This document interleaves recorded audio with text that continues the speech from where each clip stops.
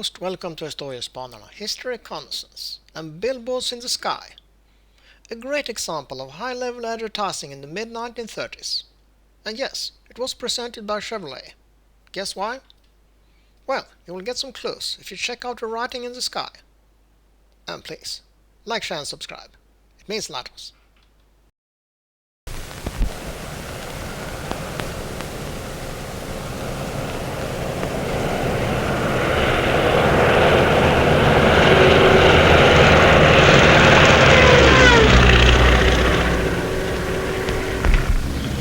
Well, this business of skywriting is simple enough. But of course there's a knack to it, same as anything else. Some folks learn quickly and some have to give up after years of trying. I suppose there's only about a dozen smoke riders in the country. Mechanically, it's not so complicated. Step up here and I'll show you. See this little trigger here? Well, that's a part of the pen we write with. When the trigger is pulled back, it opens a valve which permits chemicals to shoot out into the exhaust pipe.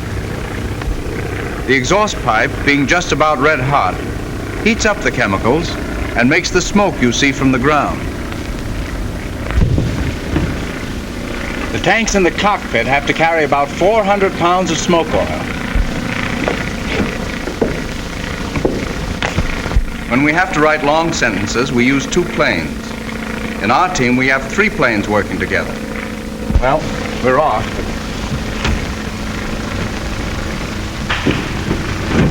Switch off. Switch off. Contact. Contact.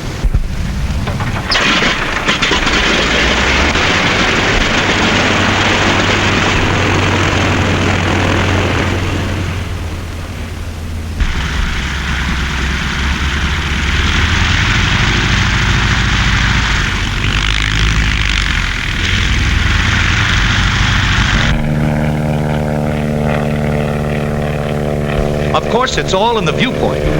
The planes must be light and fast so they can be easily maneuvered. They've got to be quick on the climb.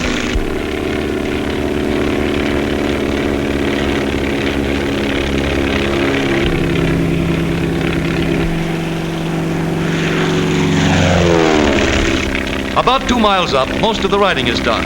At that height, the wind is steady. In a gentle breeze, words will drift 10 or 20 miles before they break up. And the writing is done horizontally, the way you'd write on a desk, and not up and down as it appears from the ground. To make it trickier, they have to write backwards or upside down, depends on how you look at it. So it will be right side up to you on the ground.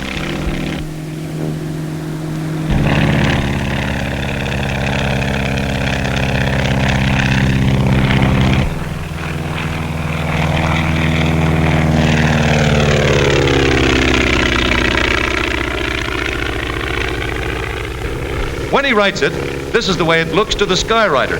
And this is what happens when 3 smoke riders go into action at once. They've got to give each other elbow room. But then, it's a pretty big slate. Phew! Looked like a collision that time. Had to be mighty close timing on that one. But when you get around under it, it begins to make sense. To make it a little bit easier, they have the words already written out, upside down, on the instrument board. But they've also got to keep their eyes on all those dials and instruments and smoke gauges while they're using the sky as their billboard.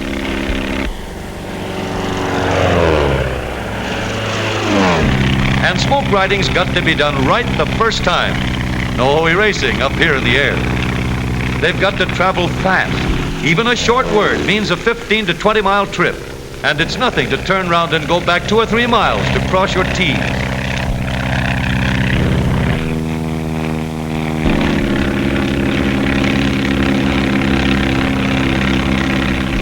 To stand the terrific strain of turning and twisting,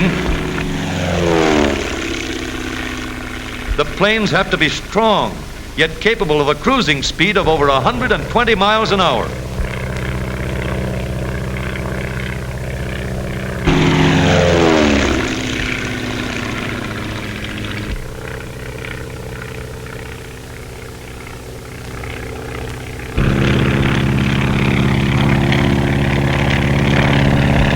skywriting must be done into the wind, so the letters won't spread too much.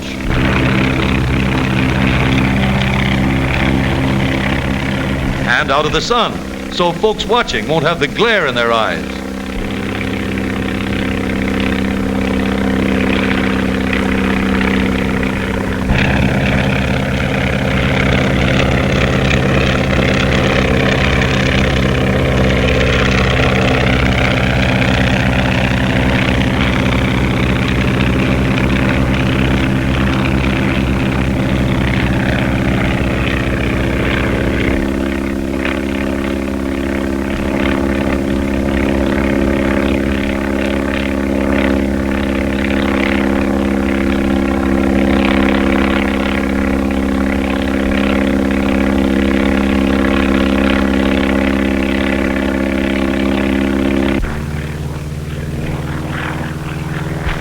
These chaps had to do about all the stunts known to aviation to make all those little turns and twists.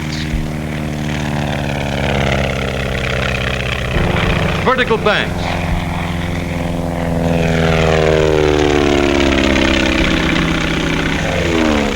Loops.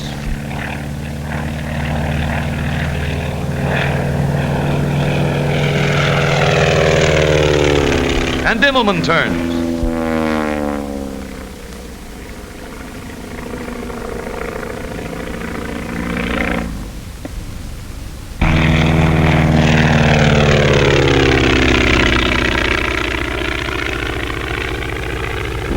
That calls for pretty good pilots and sharp eyes to follow them.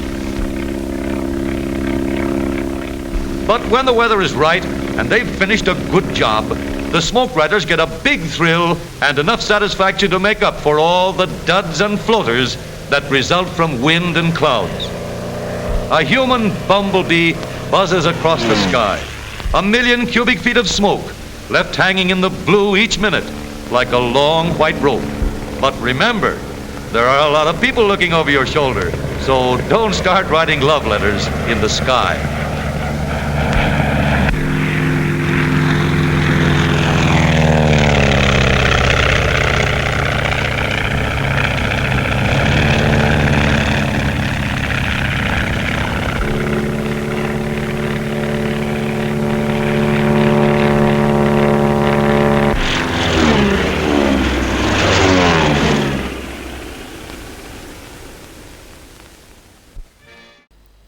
That's all, folks. Thanks for watching.